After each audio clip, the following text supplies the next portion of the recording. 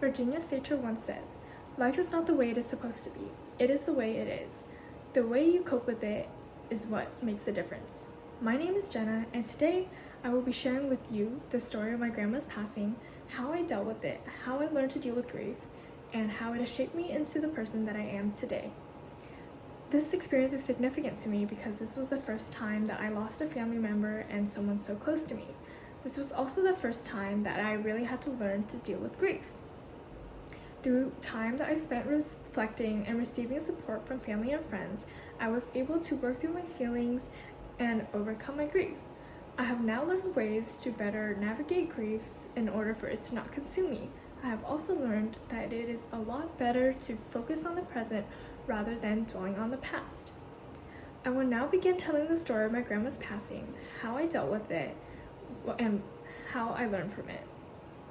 This all began when I was around 3 years old and my grandma was diagnosed with nasal sinus cancer. She went through chemotherapy and luckily it worked and she lived, and afterwards she was relatively healthy until I was in high school when she started showing signs of dementia and her health started declining overall. She started to forget to eat, she started forgetting to turn the stove off, and she became a lot more prone to falling. At one of her routine checkups, the doctors informed us that although her cancer wasn't back, there was a mass in her brain, which was the reason why she was showing these signs of dementia. My family was pretty prepared in receiving this news because they knew that her health would not be the same after she had cancer. Although she had this mass, she was living her life pretty normally afterwards, just a little bit weaker than before. This all changed though in July of 2022 when my grandma was rushed to the hospital because she had gotten COVID and she was having difficulty breathing. It was so bad that the first day there, the doctors informed us they weren't sure if she would make it through the night. She was basically the only grandparent that I knew growing up, and I was extremely close to her, so I remember being at home, sitting there, and being so worried for her that I wasn't able to eat or even sleep, and I was just praying that she would make it through the night. Fortunately, she did, and she was able to come home 2 weeks later, but now she was on end-of-life care. Although I was extremely relieved that she was able to come home and that she lived, I was also still really heartbroken because I felt so helpless seeing her completely bedridden, not being able to do anything, and not knowing how much time that I had left with her.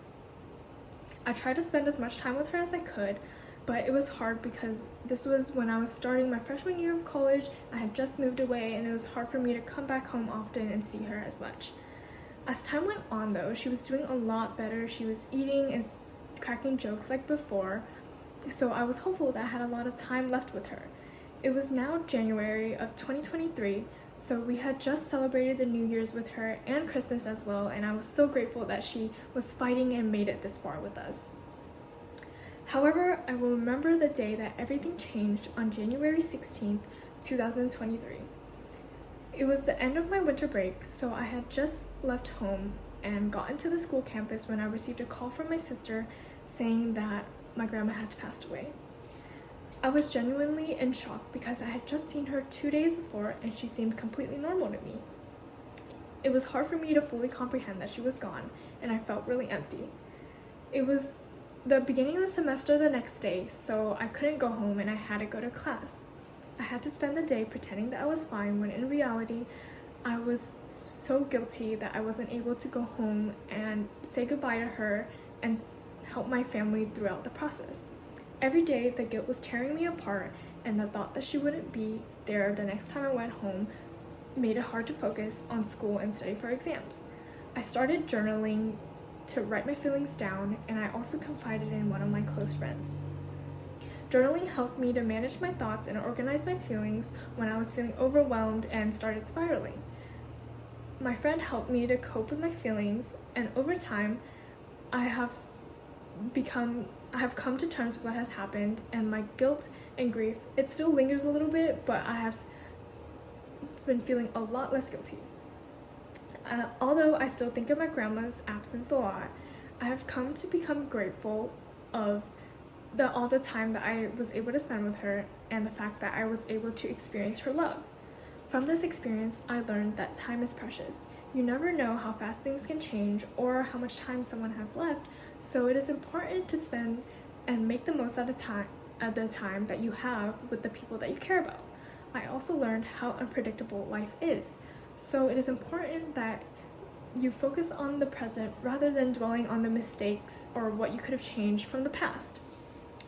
Today, I have shared the story of my grandma's passing, how it affected me, and how I have learned the value of the present time with your loved ones. Through this experience, I learned the importance of having a support system and an outlet to channel your feelings while dealing with grief. Without practicing journaling and without the support from my friends and family, it would have taken me a lot longer to come to where I am today. I have now come to the point where I have found some peace of mind and able to appreciate the impact that my grandma had on my life. As Queen Elizabeth II once said, "Grief is the price we pay for love." Thank you for listening to my speech.